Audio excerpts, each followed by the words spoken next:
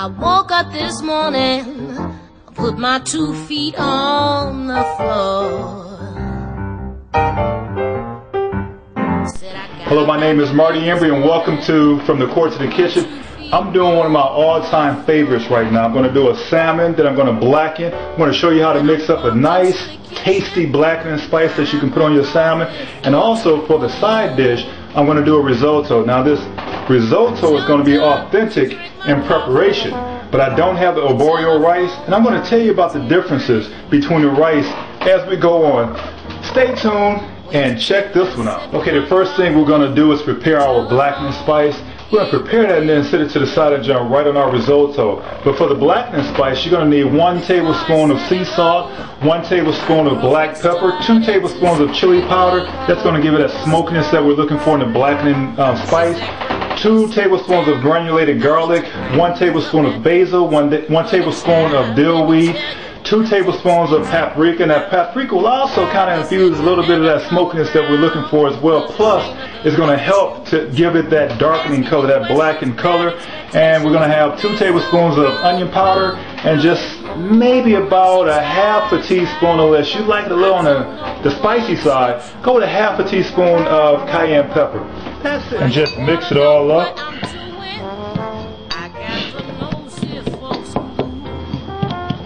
Okay, we're going to jump right into that rice, the risotto.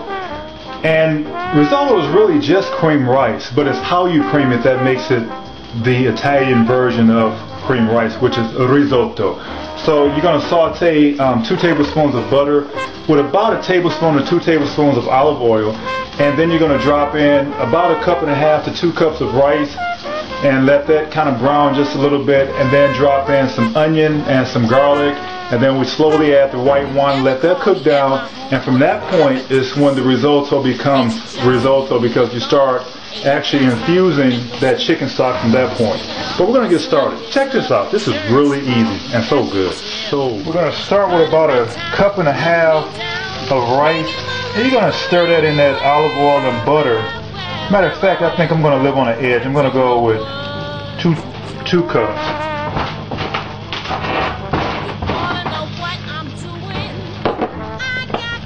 Make sure you get everything to touch each one of these rice pieces.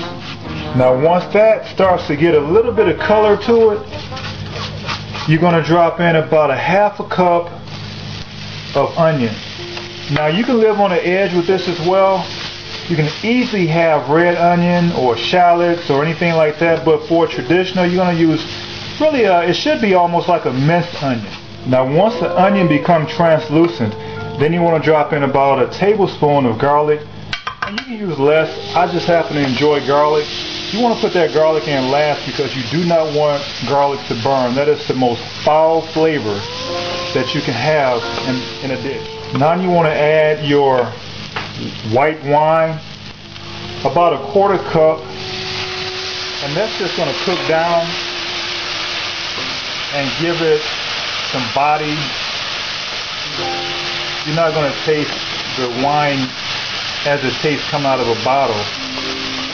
And I'm always asked what type of white wine. Well, I'm all about being economical, so I'll go with a cheaper wine. Okay, now is where we start to actually babysit the rice. You're going to slowly pour in your chicken stock and cut that heat on a low to medium. The starches are going to come out, and this is actually going to start that thickening process. So what you want to do at this point, and you're going to add roughly about 6 to 8 cups of chicken stock to this particular dish. You're going to let it cook down, and then come back with a little bit more stock, stir it up, and let it slowly simmer down.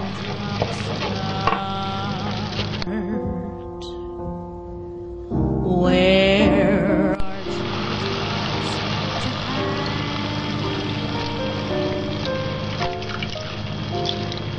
I lived for an hour.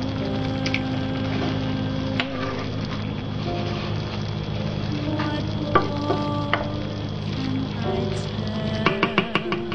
Now through movie magic, the next time you see this risotto, it's going to be completely cooked, and then we'll add the final ingredients to it. Like magic, like magic, magic. I told you guys it'll be finished. Nothing like that movie magic. Now we start adding our other flavors to give it that risotto. You can see it's already good and creamy, but we want it to be a little bit more. So we're going to add a little bit of heavy cream. I added about a half a cup of heavy cream.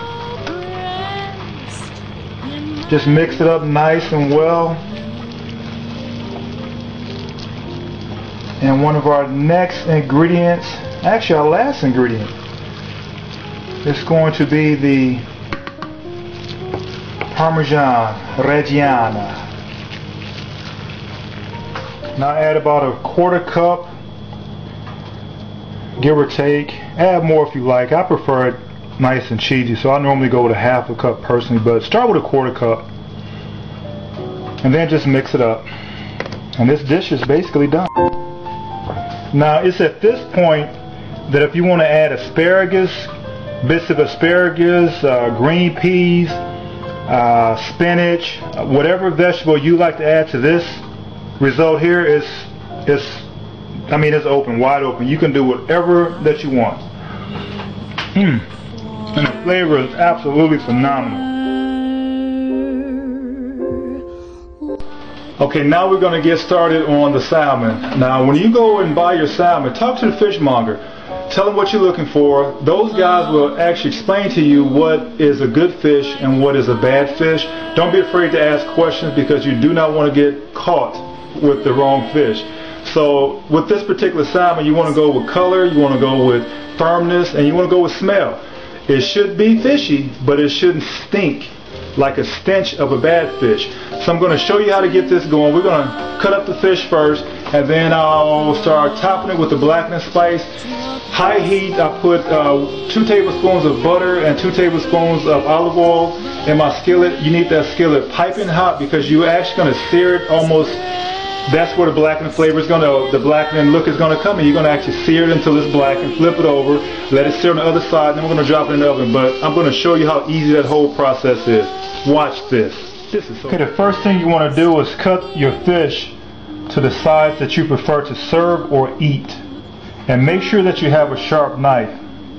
We've all been in that situation where the knife was dull. Trust me. Don't ask me how I know. I prefer to have 8 to 10 ounce cuts.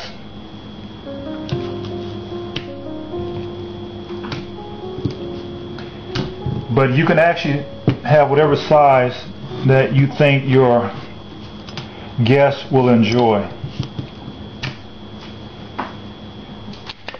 Now make sure that you follow sanitary rules in the kitchen and wash your hands after you handle any kind of raw meat or fish. Now you're going to sprinkle that spice liberally over this fish. Pat it down so that all of those wonderful spices adhere to the fish once it's dropped in the oil, and then you just shake off the excess.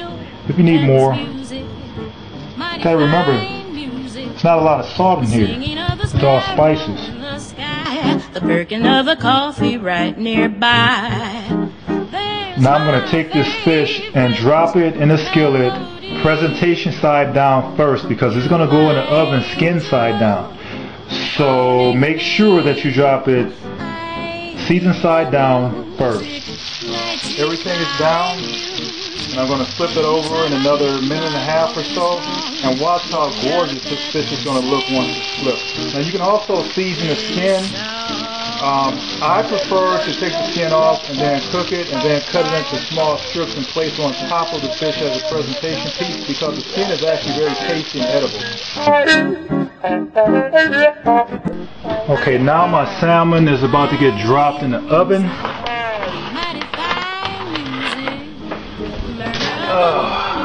Bye. For about 10 minutes. 10 to 12 minutes and then it's on. Now we're going to jump back, plate everything, and you're going to see how fantastic this meal actually is. Okay, now I'm going to add me some broccoli, but since I don't have fresh, and normally I would get fresh broccoli and blanch it and then season it up, but we got some good flavors going on with the risotto and also with the salmon. So I'm going to take, I have some frozen broccoli. I'm going to throw it in the microwave for about 5 minutes. Add some salt and pepper and grated lemon zest and some of the lemon juice, and it's a wrap. Watch how gorgeous the plate is going to be, and everything that's going to be on that plate is going to be popping with flavor. Okay, so now my risotto is finished. Now it's time to check on that fish. Can't get better than that. And that was cooked at 425, roughly about 10 minutes. Last thing we're going to do is put together the broccoli, and then it is a wrap. Get your broccoli. It's been steamed, still retaining that vibrant green color. A man and his toys. Some nicely fresh cracked black pepper. Sea salt.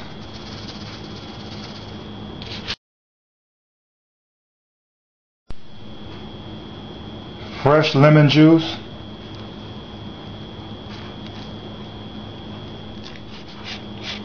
And some lemon zest.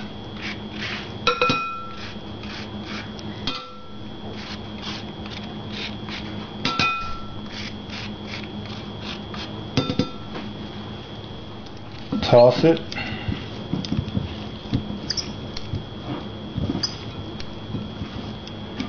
And we are ready to eat.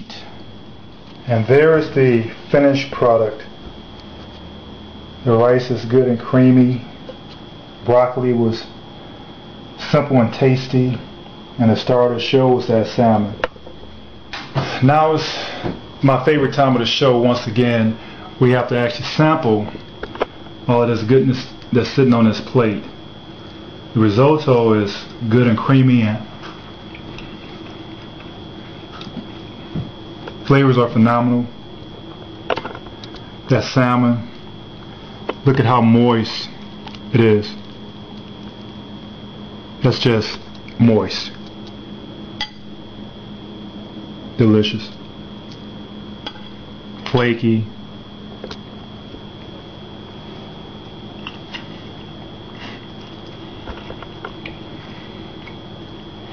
And full of flavor.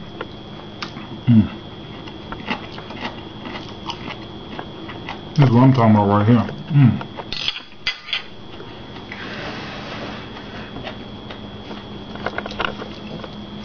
That's some good eating. Try this recipe. And as you saw, it's simple to prepare. It's fairly quick. And the end results is you're going to get a nice, flaky, moist piece of fish, creamy rice, and simple broccoli that is to die for. You all know what's about to happen, right? That's a slam dunk. See you soon.